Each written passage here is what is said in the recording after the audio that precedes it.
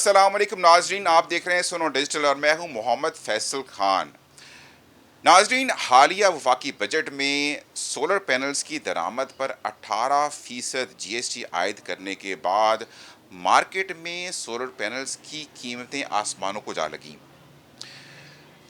अगर हम बात करें, इस वक्त हम मौजूद हैं लाहौर की हॉल रोड पर, जो कि गढ़ है सोलर पैनल्स की खरीद और फरोख्त का।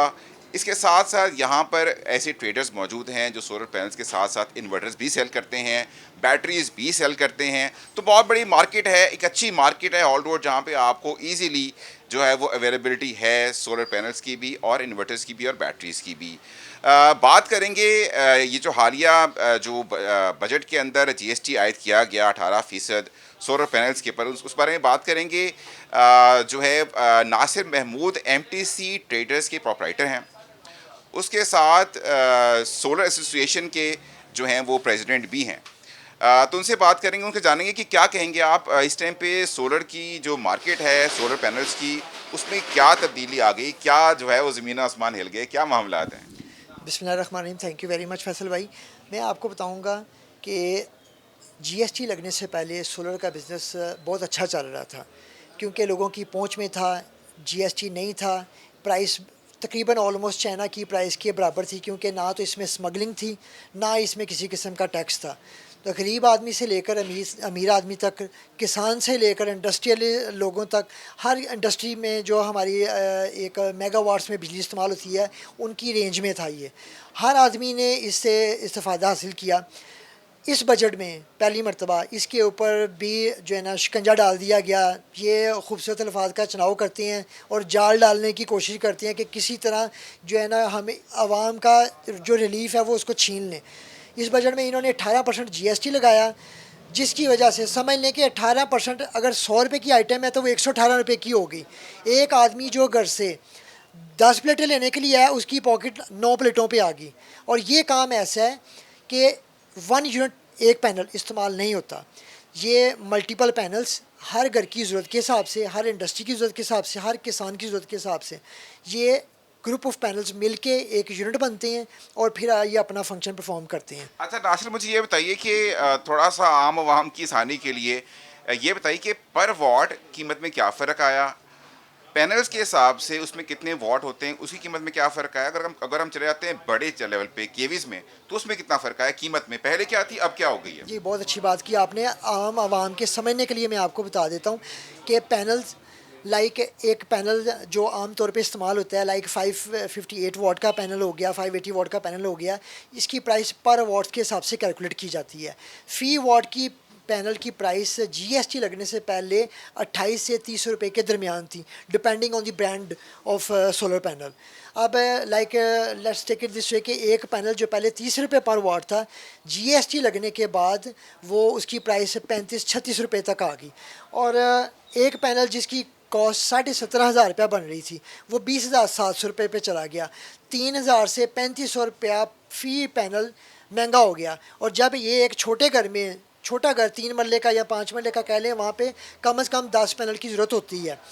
अब जब उसको मल्टीप्लाई करेंगे तो समझ लें कि एक इन्वर्टर जो इसके साथ इस्तेमाल होना था ना, वो आपकी रेंज से बाहर चला गया। अच्छा नासिर, मुझे ये बताएं, एक गरीब आदमी के लिए घर के अंदर सबसे बड़ा खर्चा जो होता है वो बिजली की का बिल होता है। जी तो जीएसटी लगने से पहले लोगों के लिए एक बड़ी अपॉर्चुनिटी आई थी कि सोलर पैनल्स लगाएंगे, हमारे बिजली के बिल कम आएंगे, सोलर पैनल्स कवर कर देंगे बहुत सारी बिजली को, तो हमें तो जो सरकारी बिजली है वो खरीदनी नहीं पड़ेगी।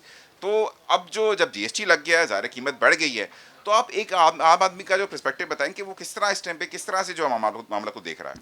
सर, आम आदमी की बात करते हैं तो बिजली के अलावा भी बेचारे के ऊपर इतना बोझ है कि वो अपनी दवाई पूरी नहीं कर सकता। महंगाई का ये आलम है कि वो अपनी रोटी पूरी नहीं कर सकता, अपने बच्चों की स्कूल की फ़ीस पूरी नहीं कर सकता। तो ये इन सब मामलात में सोलर पैनल एक नेमत थे जो आए थे। कि बिजली का बिल आम घर का, अब एक बंद गोदाम हाल रोड पे ले लें, शालमी में मेले ले लें, लाहौर की किसी मार्केट में जो बंद गोदाम है जहाँ पे 0 यूनिट का बिल होता है, मेरे पास यहाँ पे बिल पड़ी है, मैं आपको दिखा देता हूँ, वो भी 1200 रुपया आ रहा है लाइन रेंट की सूरत में, 1000 से 1200 रुपया लाइन रेंट में। मस्जिदों को ले लें तो इन्होंने उसको टीवी का बिल डाला हुआ है। तो ये तो दजाल बने हुए हैं इलेक्ट्रिसिटी वाले। तो सोलर पैनल एक नेमत थी जिससे लोग इस्तेफादा हासिल कर रहे थे। इसके पैसे की बचत करके, बिजली की बचत करके एक आम घर वाला अपनी बाकी ज़रूरियात को पूरा कर रहा था। अच्छा, थोड़ा सा ये बताएं जी जी कि जो 585 वॉट का पैनल है, जी जी उसकी कीमत जीएसटी लगने से पहले क्या थी, अब क्या है?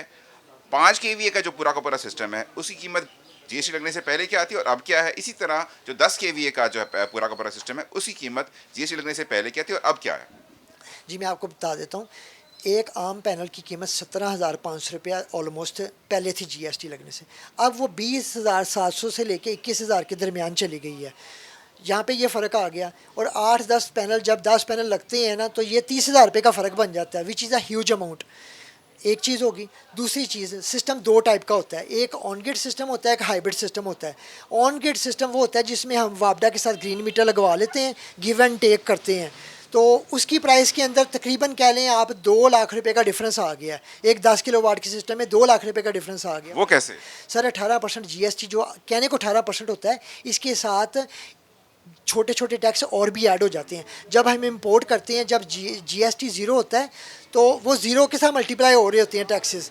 और जब यहाँ पे आपका 18% लगेगा तो बाकी चीज़ें भी साथ फिर ऐड हो जाएंगी जो हिडन होती हैं, नज़र नहीं आती। एडिशनल सेल्स टैक्स आ जाता है, डिफरेंट किस्म के टैक्सेस हैं। अगर उनको इनके ऊपर डिबेट करेंगे तो एक बहस लंबी हो जाएगी। ड्यूटीज़ भी होती हैं। ड्यूटीज़ होती हैं, काफ़ी चीज़ें होती हैं जो मल्टीप्लाई होना शुरू हो जाती हैं इस 18% के साथ, तो प्राइस 25-30% बढ़ जाती है। अच्छा, ये बताएं 5 केवीए का जो है उस पर कितना फ़र्क है और 10 केवीए पे कितना फ़र्क है? सर 10 किलोवाट पे आप कह लें 2 लाख रुपए का फ़र्क आ गया है, और 5 किलोवाट पे 1 लाख रुपए का फ़र्क आ गया है। इसी 1 लाख रुपए में और 2 लाख रुपए में 5 किलोवाट का इन्वर्टर आ जाता था इंपोर्टेड, और उधर 2 लाख रुपए का हाइब्रिड ऑन ग्रिड सिस्टम आ जाता था।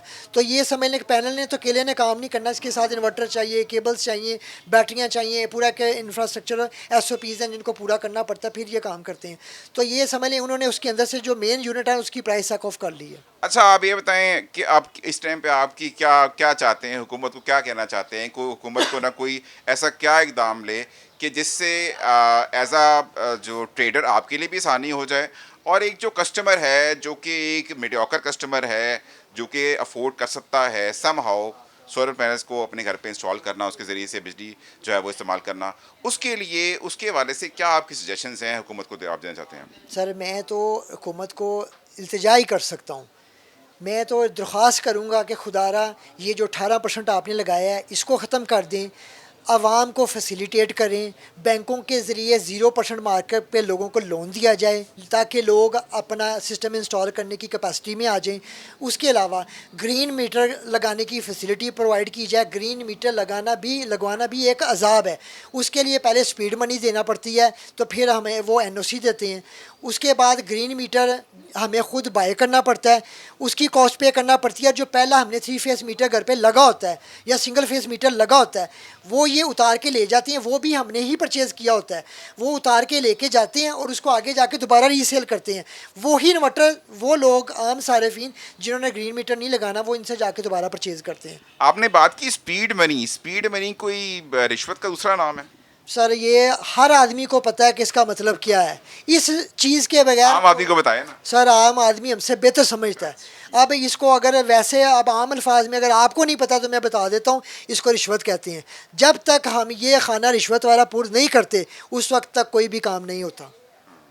अगर मतलब है कि अगर ग्रीन मीटर लगवाना है, ग्रीन मीटर जो कि आपके लिए फैसिलिटेट आपको इस तरह से करेगा कि जो बिजली आप एक्स्ट्रा बनाएंगे वो आप हुकूमत को बेचेंगे और इस तरह से अपना बिल कम करेंगे, तो उसके लिए एक पूरा का पूरा प्रोसीजर है, पूरी की पूरी कहानी है जो आपको गढ़नी पड़ती है, और उसमें आपको रिश्वत भी देनी पड़ती है, चाहे वो आम जो है वो घरेलू सार्फिन हो, चाहे वो कमर्शियल सार्फिन हो। हर जगह पर जिसने भी ग्रीन मीटर लगवाना है उसको वो रिश्वत के जरिए से लगवाना पड़ेगा। आप ये कहना चाह रहे हैं? बिल्कुल, मैं यही कहना चाह रहा हूँ। आम आदमी है, अगर उसने घर में लगाना है तो उसकी स्पीड मनी जो है वो कम है।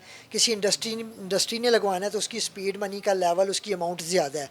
इसके बगैर काम पॉसिबल नहीं है। ग्रीन मीटर अगर नहीं भी लगवाते लेट्स से, तो आम मीटर के ऊपर भी फ़ायदा तो होता ही है ना। इससे सोलर पैनल से?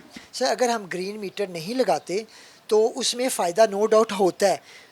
उसमें फ़ायदा ये होता है कि हाइब्रिड सिस्टम लगा होता है, सिस्टम सारा दिन चलता रहता है, और अगर एक सार्फिन अपने घर में मौजूद नहीं है तो जो एनर्जी प्रोड्यूस हो रही है वो ज़ाया हो जाती है। ग्रीन मीटर लगा होता है तो वो ग्रिड के अंदर फीड हो जाता है और किसी दूसरी जगह पे वो इस्तेमाल हो जाता है, तो ग्रीन मीटर का ये फ़ायदा है। ये तो नासिर ये बताए ना, सारा दिन अगर सोलर पैनल जो है वो बिजली प्रोड्यूस कर रहा है, कुछ ना कुछ बिजली घर में कंज्यूम हो रही है, कुछ ना कुछ बिजली जो है प्रिजर्व हो रही है बैटरीज के अंदर भी, जो कि शाम के बाद जैसे जैसे सनलाइट खत्म हो जाएगी तो आपको सोलर तो नहीं मिल रहा, सोलर की वो लाइट तो नहीं मिल रही, तो जो बैटरी में कंज्यूम है अपना आपकी स्टोर बिजली स्टोरेज, वो आपकी इस्तेमाल होगी ओवरनाइट। तो इस तरह से भी तो फ़ायदा होगा, ज़ाया तो फिर भी नहीं होगी। नहीं सर, जो देखिए हमारे मुल्क में हर तरह का मौसम पाया जाता है। सर्दियों में हमारी इलेक्ट्रिसिटी की कंजप्शन जो है वो कम हो जाती है।